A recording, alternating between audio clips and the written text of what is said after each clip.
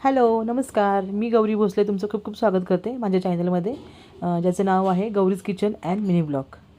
तर काय झालं आहे, बऱ्याच दिवसांच्या गॅपनंतर आता व्हिडिओ पडतो आहे चॅनलवरती. कसं थोडंसं आजारपण वगैरे होतं, त्याच्यामुळे मला जमलं नाही व्हिडिओ टाकायला. तर आता डेली येतीलच माझे व्हिडिओ, मिनी ब्लॉग तर येतील. तर मी आज बनवायला घेतलं आहे आयुर्वेदिक साबण बनवायला घेतला आहे मी. कोरफड आणि कडुलिंबाच्या पानांपासून बनवणार आहे मी. तर कसं आहे ना, आता हिवाळा एवढा सगळीकडे वाढलेला आहे ना, भरपूर गारठा सगळीकडे आता पसरले. सध्या हे जसा पावसाळा तसाच हिवाळा सुरू झाला आहे. त्याच्यामुळं कसं होतं आहे, रेग्युलर साबण वापरले ना की स्किन ड्राय पडते आणि त्रास होतो आहे स्किनला. तर त्याच्यामुळे मी ठरवलं आणि मी यूट्यूबला बरेचसे व्हिडिओ बघितले, यूट्यूबला पाहिलेत, इंस्टाग्रामला पाहिलेत. तर मला हा साबण आवडला जरा. आयुर्वेदिकमध्ये बरेचसे प्रकार आहेत साबणामध्ये, पण हा आवडला मला मोस्टली. तर हा जो बार आहे ना, तो मी ऑनलाईन मागवलेला आहे. कोकोनट मिल्कचा बार आहे हा. मला वाटतं 1 किलोचा आहे हा बार. तर आता ह्यातला मी निम्मा वापरणार आहे आणि मी कोरफड आणि कडुलिंबाचं पाल्याचं पेस्ट बनवली आहे.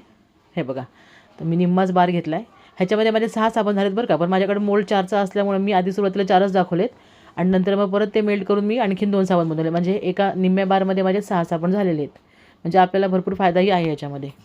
आपण बाहेरनं घेण्यापेक्षा नक्की चांगला फायदा आहे आणि कमी पैशामध्ये चांगलं होऊ शकते. तर मी हे बघा पाणी गरम करायला ठेवलं आहे. हे कसं आहे, डबल मेथडमध्ये आहे. जसं आपण चॉकलेट वगैरे बनवतो ना, मेणबत्त्या वगैरे चॉकलेट वगैरे, आपल्या डबल मेथडमध्ये सगळं पाणी गरम वगैरे करून टाकायला लागतं आणि पेस्ट करायला लागते. तसं हे बघा, हे सगळं पेस्ट केलं आहे.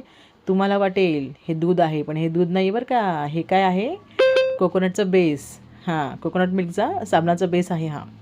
तर आता ह्याच्यामध्ये मी हे सगळं मेल्ट करून घेतलं आहे आणि कडुलिंबाची आणि कोरफडची पेस्ट टाकली आहे आणि विटॅमिन ईच्या गोळ्या टाकणार आहे मी ह्याच्यामध्ये 3 कॅप्सूल्स विटॅमिन ईच्या.